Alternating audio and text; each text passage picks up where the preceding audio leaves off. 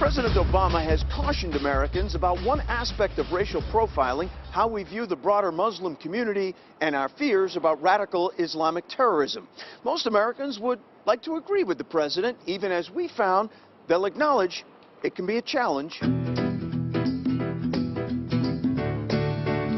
Anytime there's something terrorist related, everybody's on high alert, but I wouldn't want to lump it into one religion. No need to judge unless they do wrong. You can't just box them out for something that, a certain group of people did. It's a knee-jerk reaction and something that needs to be avoided. A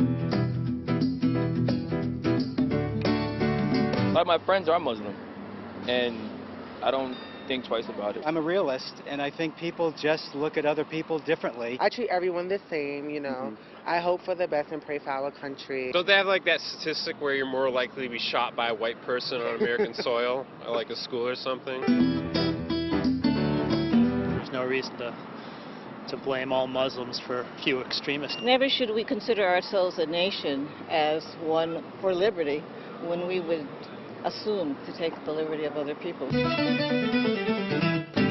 To the OTR Political Roundtable this morning, and our analysts are Democratic analyst Marianne Marsh and Republican analyst Ginny Buckingham. Ladies, thank you for joining us. So, Marianne, has Donald Trump opened Pandora's box with this issue, and where do you see this going? Well, he has for the general election and for Republicans, and perhaps himself if he's the nominee, which I think he will be. But when you look at the Fox poll that came out this week that asked half of its sample questions after he made this announcement, he went up 8 points. That tells you everything.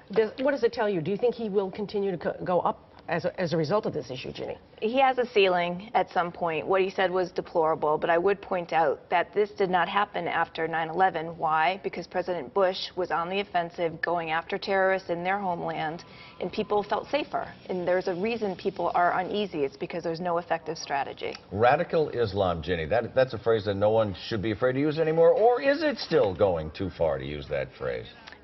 Political correctness, I think, has given rise to the people like Donald Trump. So let's call it what it is. It is radical Islam.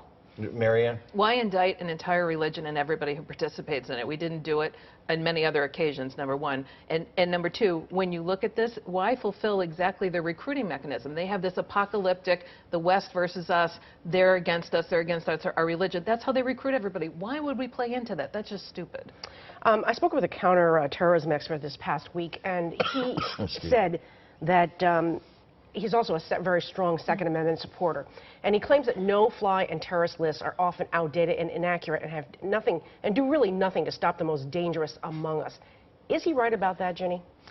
To the extent that they're wrong and ineffective, fix them. It makes total sense to have such a list, but fix them and give our domestic agencies all the tools they need to conduct intelligence in this country. Will it take forever to fix these lists, however, Marianne? Who cares? Ginny's right. Fix the list. And if you need a gun that fast, if you're on a list for the wrong thing, there's something else going on Ted Kennedy was on the no-fly list. And Ted Kennedy, more than anybody, knows what gun violence can do to a family.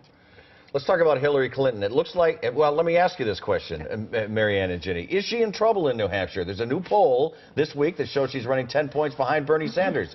Here's, A, the question is she in trouble in New Hampshire? But B, the bigger question is, can she lose the primary, which is now less than 2 months away, and then still easily win the nomination? First of all, tell me the last time the UNH-CNN poll was right about anything. It's not a 10-point race. It's a 2-point race. Yes, she can if she wins Iowa. She then wins Nevada and South Carolina, but you'd love to run the table if you're Hillary Clinton. Ginny, is there any danger in not winning? I think it's a momentum thing, and it's this outsider energy that's still floating around out there. She's ultimately going to be fine, but I think it just says there's dissatisfaction. New Hampshire is a dogfight, though.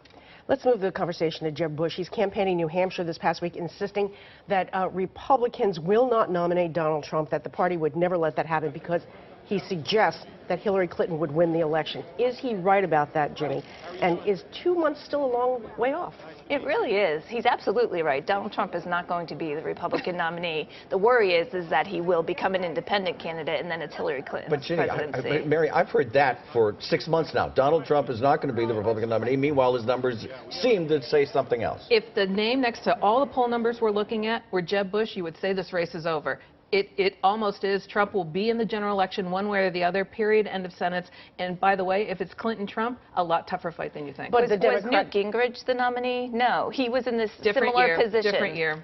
But the Democrats are hoping and praying that Donald Trump is the nominee for the party. It's going to be much tougher. Look at this whole thing with Muslims and Trump going up 8 points. A much tougher race than you think. Seriously. We continue on the record. Stay with us.